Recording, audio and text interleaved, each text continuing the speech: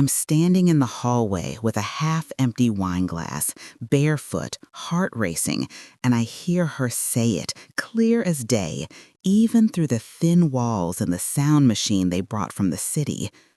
I can't breathe in this house. Then nothing. Silence, except for my son's voice trying to say something back, but not loud enough. Not loud enough to fix anything. It's been 3 days since Ethan and Mira moved in, and I already feel like a guest in my own home. The house that used to hum with memories now feels off, like it's waiting for someone to explode. I cleaned the baseboards with a toothbrush. I mean it. I was on my hands and knees, scrubbing like the Pope was coming over, and not just my son and his wife. I vacuumed the vents, reorganized the pantry alphabetically, and hid anything that still smelled like Michael, his slippers, his reading glasses, even the old mug with the chipped rim he swore made coffee taste better. All packed away in a storage bin in the basement.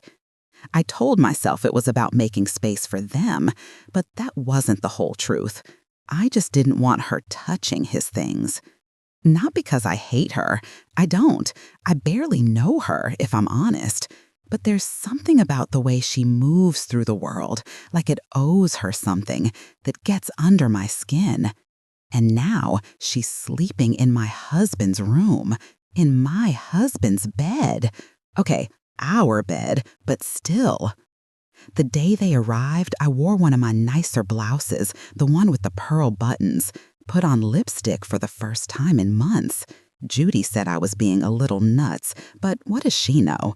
She's lived alone so long she eats canned beans by choice. I wanted it to feel welcoming, warm, like home. Ethan pulled up and honked like he was still 16. When he came in, he hugged me for a second too long and mumbled, "Thanks again, Mom." His voice had that edge, like he was bracing for something. And Mira? She stepped in like she was walking into a museum, eyes flicking over everything, curtains, wall color, the mezuzah on the doorframe. She smiled, but it was the tight, polite kind, the kind that says, "Don't get too comfortable." I offered them tea. She asked if I had oat milk. It was fine, really. I said no, but I could pick some up later. She said never mind. She was trying to cut back anyway. So yeah, off to a good start. We had dinner that night, roast chicken, mashed potatoes, and those little green beans she once said she liked. Ethan inhaled it. Mira ate like she was being tested. I kept catching her glancing at the chair she sat in. Michael's chair. She didn't know, obviously. She just picked it. But still, I tried to smile. "You're in the captain's seat," I said, half joking. "Oh," she said, blinking. "I can move." No, I waved it off, even though I wanted to scream, "Yes, please, just get up. It's fine." She stayed there, back straight the whole time. Didn't touch the wine, barely touched the potatoes, didn't ask for seconds. Which was fine, totally fine. We made small talk. Ethan mentioned a job interview he had coming up, some district-level counselor role. Mira asked if we could turn the guest room into a mini studio so she could freelance again. "Of course," I said, too quickly, "whatever you need." But then she added, "Just like no clutter. I really need it to feel clean and neutral." I smiled. I nodded. Inside, I screamed. Michael's books were still on the shelf in there, his old armchair, the Afghan my mother crocheted when we got married. Neutral? It was neutral. It was mine. They went to bed early. I sat on the couch with my tea and tried to read, but just couldn't. The room was too quiet, the kind of quiet that makes you feel like you're not supposed to be there. The next morning, Judy stopped by. She let herself in, like she always does, and stood in the kitchen with her usual no-nonsense stance. "Well," she said, eyeing the fancy coffee maker Mira brought and placed on my counter. I shrugged. "They're settling in." "Mm-hmm." She poured herself a cup of coffee, black, no sugar, and leaned on the island. This isn't going to go the way you think. I turned. What's that supposed to mean? You're trying to hold it all together by pretending nothing's changing, but it is. You can't box up your grief and expect everyone else to tiptoe around it. I looked at her. She was wearing those awful sunflower earrings again. I wanted to tell her to shut up. I wanted to cry. I didn't either. I'm fine, I said. She laughed. Actually laughed. No, you're not. I didn't answer. That night, I was brushing my teeth when I heard them through the wall. I wasn't trying to eavesdrop, okay? The walls are just thin. They always have been. I used to hear Michael snoring from the guest room when he had a cold. I used to hear Ethan talking in his sleep when he was little. But this was different. Mira's voice was low, urgent. I can't breathe in this house. I opened the cabinet to grab cinnamon and stopped cold. The spice rack was wrong. Like, fundamentally wrong. Cinnamon was where the cumin should be. Nutmeg was beside oregano. Everything was alphabetical, which I never do because I cook by memory, not a damn library catalog. I stood there holding the door open, just blinking at it like I'd discovered a crime scene. And maybe that sounds small, petty, but it felt like someone had crawled inside my skin and rearranged my bones. I didn't even say anything that day, just quietly moved everything back while Mira was in the other room on her laptop. My dining room table now covered in cords and a big silver water bottle, like the ones teenagers carry around at Target. She had her headphones on, typing, like this was some WeWork. When did that happen, by the way? The dining room becoming her workspace? No one asked. No, actually, let me correct that. She didn't ask. Ethan just said, Mira needs somewhere with more light during the day. And I stupidly said, of course. Like I'm just a coat rack in my own house now. And I know I sound bitter. I know. I hate it. But it's like death by 1,000 tiny cuts. The spoons got moved to the wrong drawer. My towels are folded the wrong way. A casserole dish I haven't seen in months magically reappears in the dishwasher with remnants of some kind of kale thing. Mira's polite, always polite, too polite, like the kind of polite that means something, that says, I'm going to pretend I'm not taking over your life while I slowly take over your life.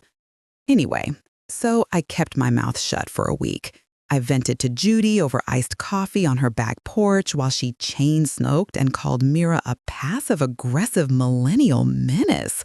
Not helpful, but at least I felt heard. Ethan, of course, stayed neutral like Switzerland. She's trying, Mom, he said with that tired voice he gets when I ask for anything more than a half answer. She's had a rough year too. And I get that. I do. She lost her job, they lost their apartment, and yes, she's dealing with a lot. But so am I. I lost my husband, I lost my career, I lost my future, if we're being honest. The least I should get is my house. Anyway, the breaking point came Thursday. I came home from my walk, the one I take every afternoon to stop myself from screaming, and I smelled something incredible. Warm spices, butter, garlic, a little cardamom. The kind of smell that makes you close your eyes and breathe deeper. And for a second, I smiled. I actually smiled.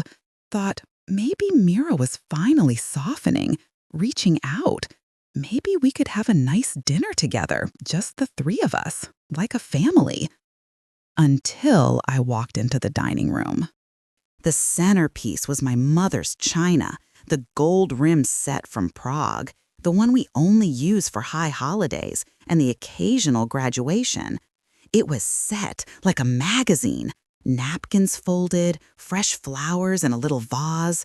There was biryani in my serving dish, naan warming in a towel, candles lit. I didn't even know she knew where those candles were. And Mira? She was barefoot, laughing on the phone with someone, Probably her mother, with an apron tied around her waist like this was some Instagram reel.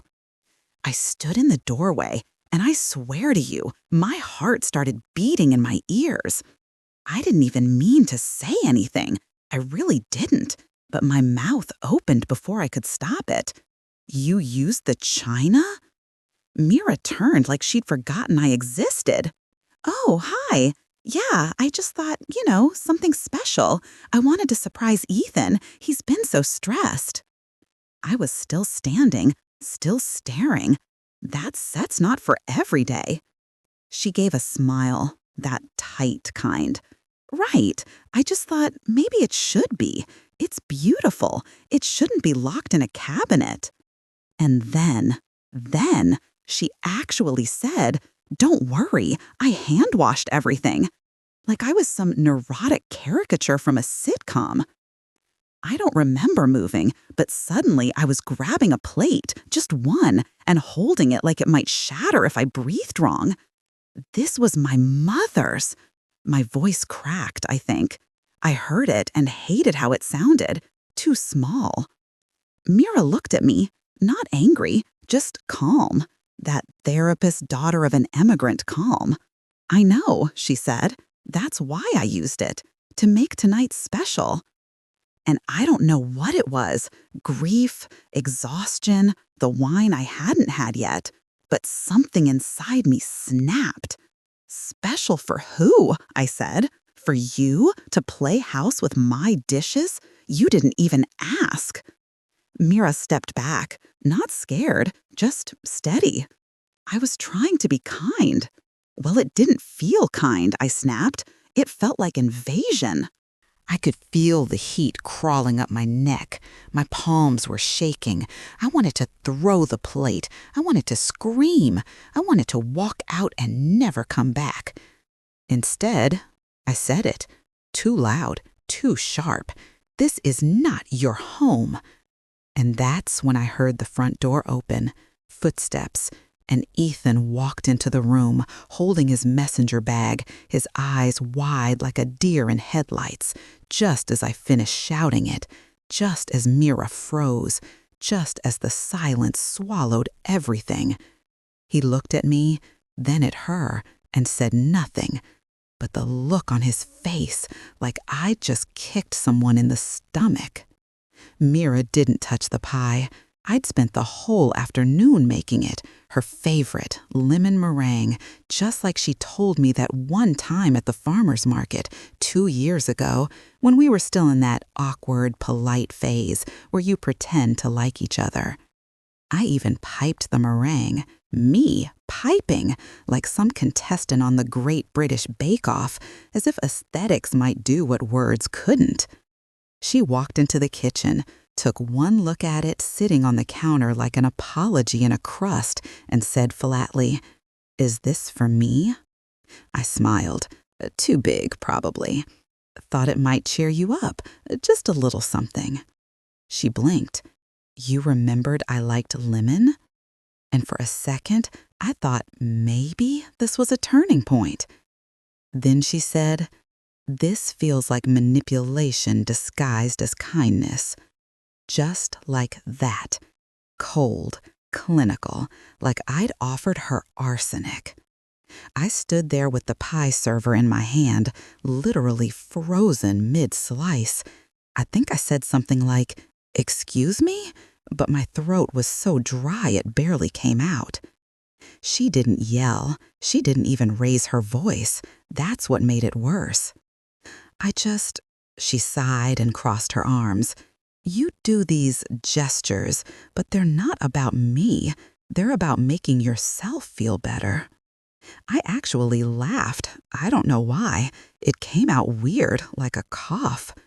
She turned and left the kitchen, didn't even look back. The meringue deflated within the hour, like it knew it wasn't wanted. Anyway, that was Tuesday.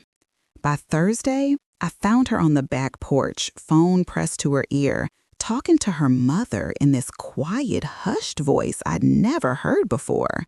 Not the clip tone she used with me, not the performative sweetness she used when Ethan was around. This voice was soft, vulnerable. She was facing the yard, didn't know I was standing in the laundry room folding sheets. I feel like I'm drowned in expectations I never agreed to, she whispered.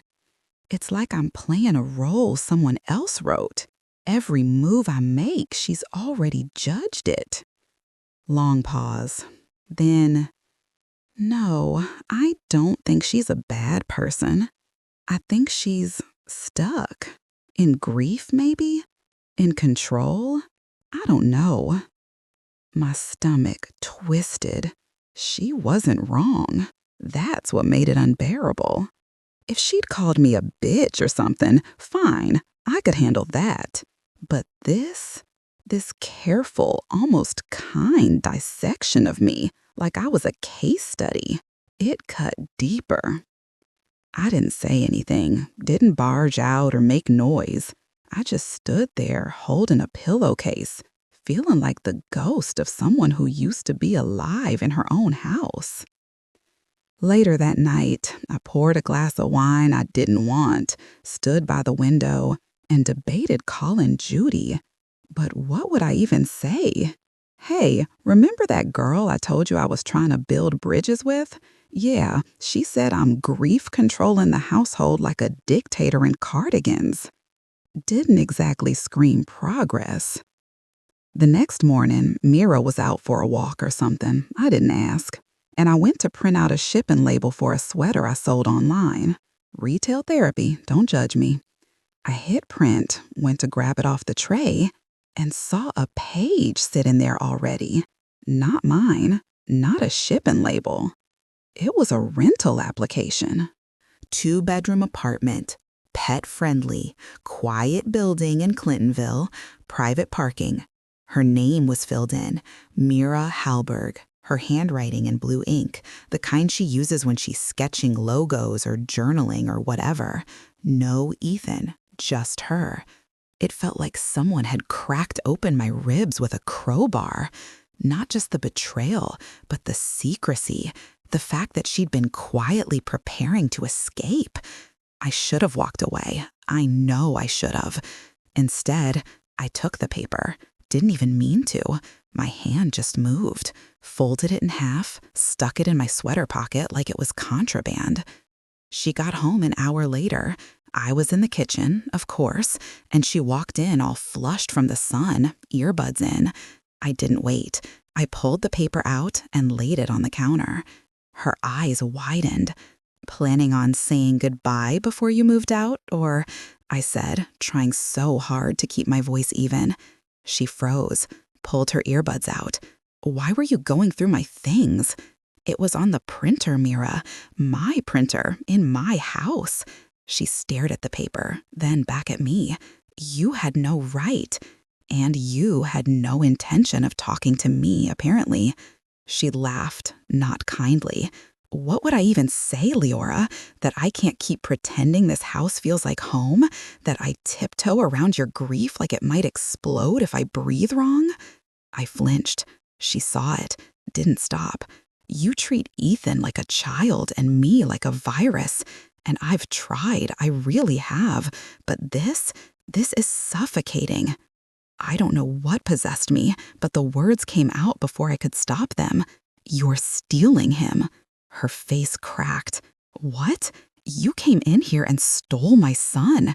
You made him into someone I don't even recognize. You think I made him? She said, voice shaking. Leora, he's not 12. He's your husband's age when he died.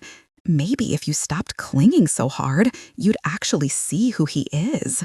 I slapped the counter so hard my palm stung.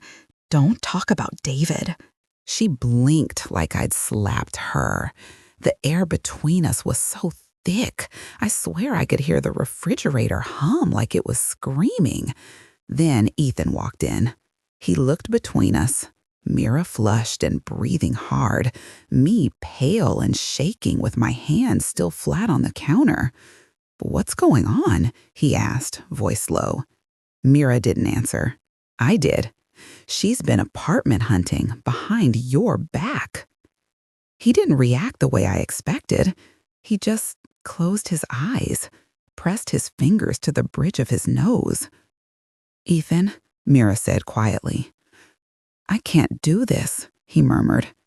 "Do what?" I asked, even though I knew. He looked at me first, then Mira, then said the thing that cracked me in half.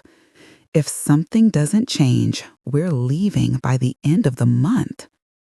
I hadn't opened that closet in 3 years. I mean, I opened it, sure, to shove a vacuum in, to pretend I was looking for something when I needed to cry but didn't want Ethan to see.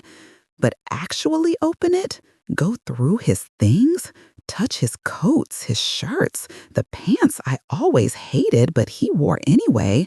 Nope. Until Judy marched in with her stupid lemon-patterned tote and said, "Get your grief shoes on, babe. We're diving in." I tried to argue, told her I was busy. I wasn't.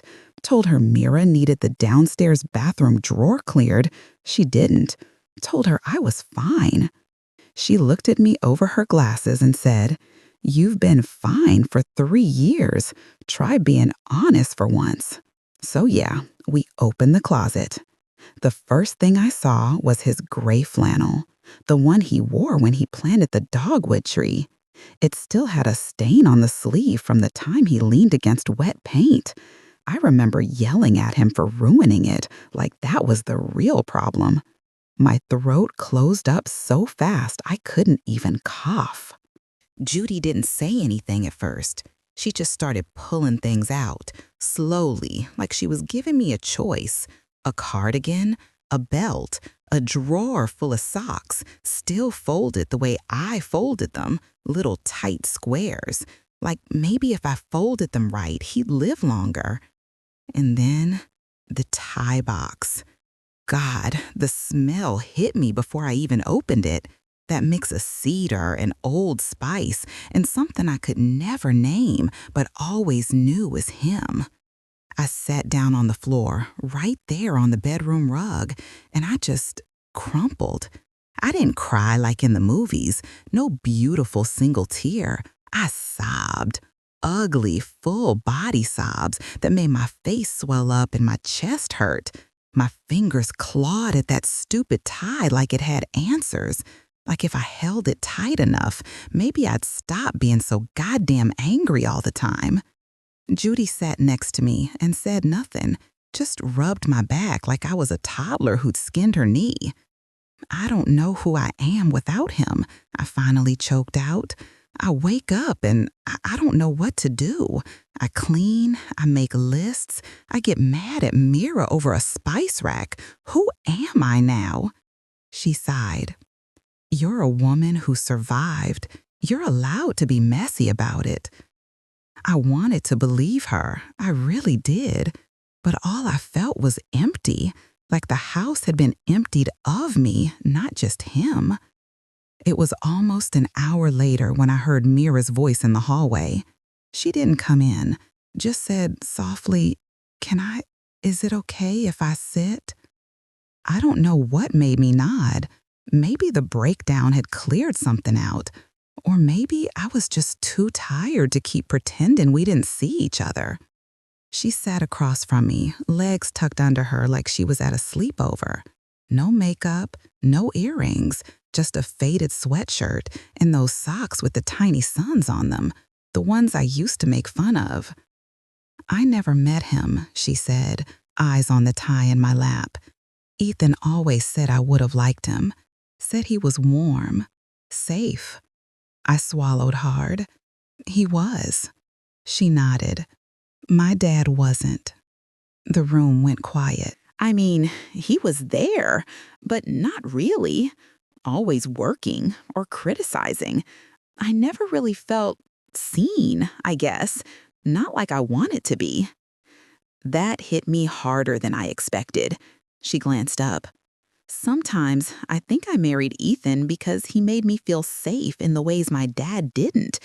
And then I moved in here, and it's like I'm back in a house where someone's always watching, judging, rearranging things when I'm not looking." I felt the sting before the guilt, but the guilt came fast. I didn't mean to make you feel like that, I said, and I meant it, maybe for the first time. She shrugged. I know. I think you're just scared that if you're not in control, you'll disappear. I looked down at my hands, my wedding ring still dangling from the chain around my neck. I am scared, I said. You're not wrong.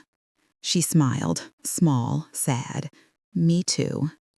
We didn't hug or cry or have some grand reconciliation.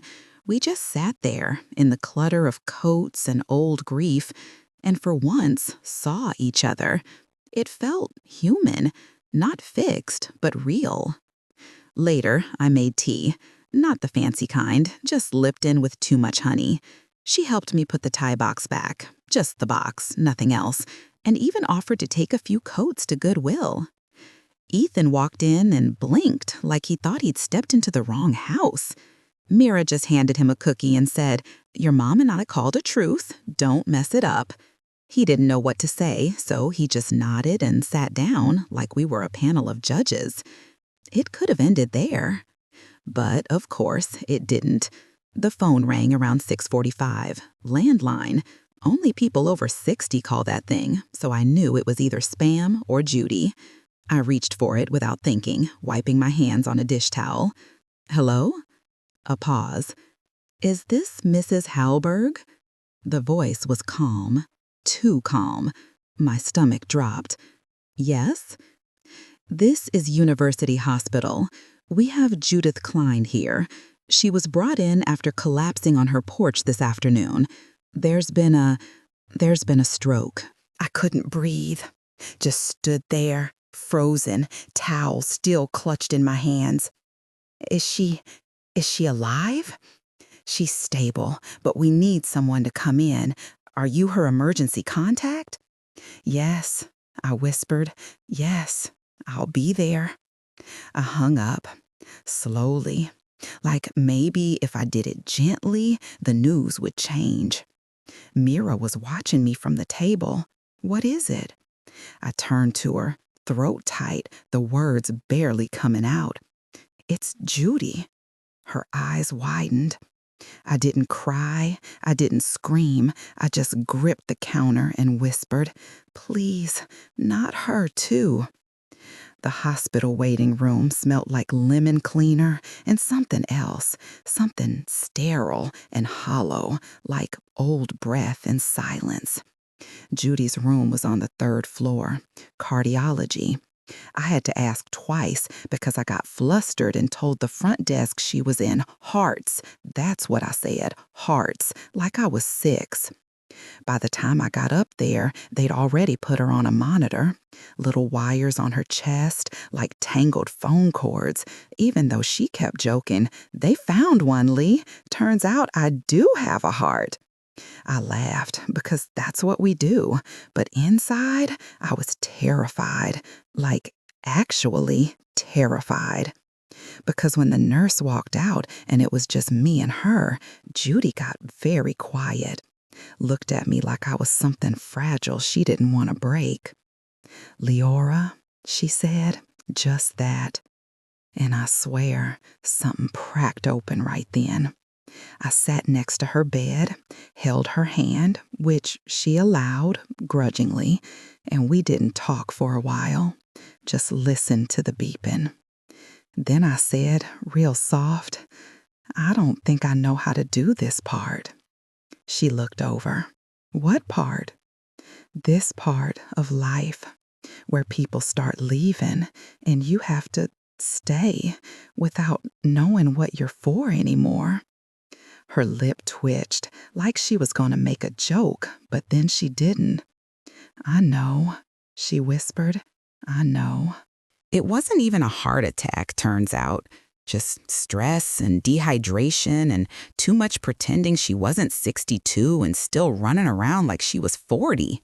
But it shook me in this quiet, ancient way.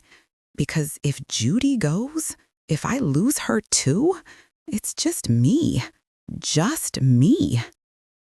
I left the hospital a few hours later with a paper cup of bad coffee and an even worse feeling in my chest. Drove home with the windows down, even though it was too cold. I needed the wind. The house was quiet when I walked in, lights low. Ethan was probably upstairs, grading or scrolling or whatever it is men do to avoid their feelings. But the kitchen light was on. And there she was, Mira, sitting cross-legged at the kitchen table, folding laundry into perfect little stacks. T-shirts, socks, a dish towel with a hole in it I should have thrown out months ago. She looked up when she heard the door click, didn't say anything, just kept folding. I should have gone upstairs, should have said goodnight and disappeared like I always do when it gets weird, but I didn't. I walked in, sat across from her, hands in my lap like a child waiting for scolding. She didn't speak first, so I did. "Judy's okay," I said. "It wasn't serious. Scared the hell out of me, though." She nodded, glanced at me, then down at the towel she was refolding for the third time. I stared at the salt shaker, the one with the tiny chip on the side. I don't know why, but it made me cry. Silently at first, just tears sliding down without asking. Then one sob, just one. Mira's head shot up, and I don't know how I said it, but I did. "I'm sorry." Her face changed, eyes wide, like she couldn't believe it. "I mean it," I said. "I've been impossible, mean even, and not because of you, not really. Just, I've been holding so tight to this house and these routines and this idea of what things are supposed to be. I didn't leave room for you, for what's new, and I know that." Still quiet, but she put the towel down. "You lost a lot," she said finally. I nodded, wiping my nose with a napkin I found under a coaster.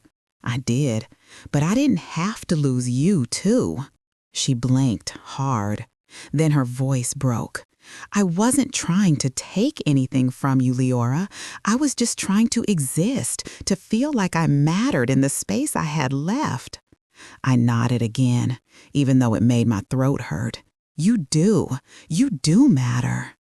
We sat there in it, the ache, the honesty. Then she said, "It's like we were both trying to survive, but in opposite directions." I laughed through my tears. "Exactly."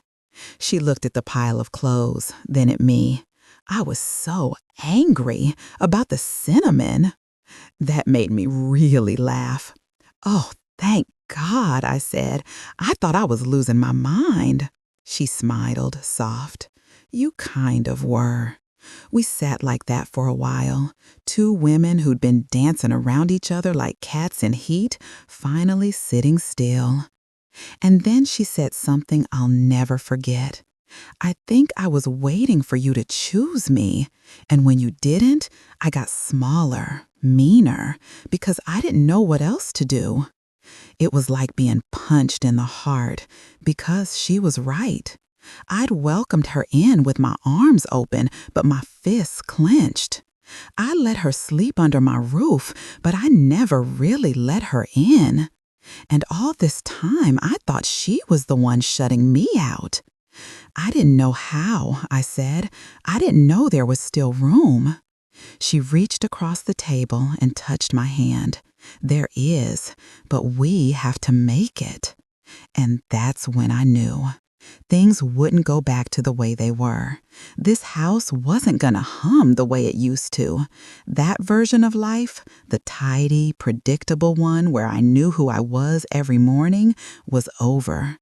But maybe something else could grow here, something messier, something shared. The next morning, we cleared out the rest of the hall closet together, made space for her coats, her shoes, even that ridiculous neon yoga mat she never uses.